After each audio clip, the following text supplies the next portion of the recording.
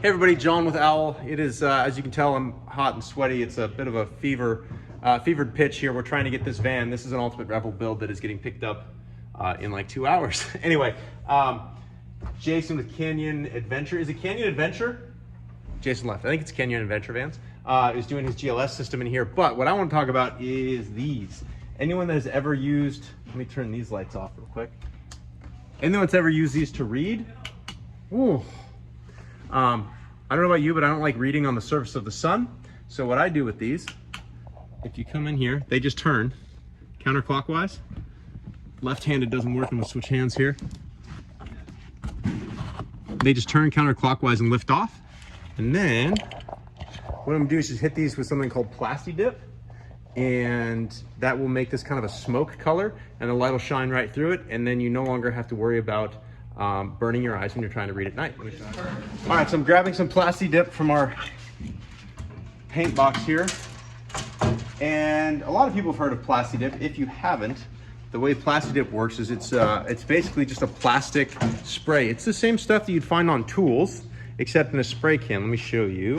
So this stuff on the bottom of a wrench is Plastidip that the manufacturer just dips this tool in and then it dries. That's why there's like a little drip on the bottom of it, because this is kind of like, I don't know if it's like a latex or whatever it is. Anyway, this is it in a spray can. So you just take these lenses, set them somewhere where you can paint them, and then spray them with the Plastidip. All right, we're outside now. As you can see, we need a bigger building. We actually are moving to a bigger building. Here on this little painting rack, I have the Plastidip. And the cool thing about Plastidip is it peels right off. So if you don't like it, you put on too much, whatever, it peels right off. So you just do some even coats.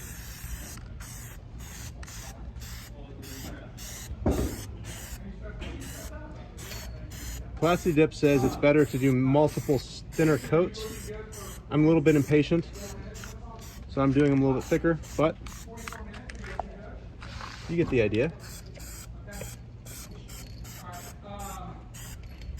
And with Plastidip, it's actually easier to get off if you do the coats a little bit thicker, because then the Plastidip kind of adheres to itself and makes a little bit of a thicker surface. So if you ever do need to take it off, you can. But anyway, I'm gonna let these dry for a few minutes. We'll put them back in and we'll show you the difference. So we waited a little bit. The Plastidip is dry. It'll feel a little bit kind of rubbery, hence Plastidip. So now we can go put these back on. I can touch up the side a little more if you want. We'll let a little bit of light out. We'll test it. If we want to do more, we can. Can we put the one in that matches? All right, sneak it through. All right, look at this. The GLS S is in. Progress since I painted these. Sweet. Now we just put these back up. Look at that. How much dimmer that is. Wow, that is pretty cool. Now that's a reading light. And when it's off, look how much better it looks with the switch next to it. Put this one on. So that was like one coat of Plastidip. You can do more if you want it dimmer. You can also, instead of using black, you can use smoke. If you use smoke, it'll be a little bit brighter, but personally, when it's dark out and you're boondocking, having a light that's kind of dim so you can read, I prefer it on the dimmer side. Anyway, quick little idea that costs almost nothing.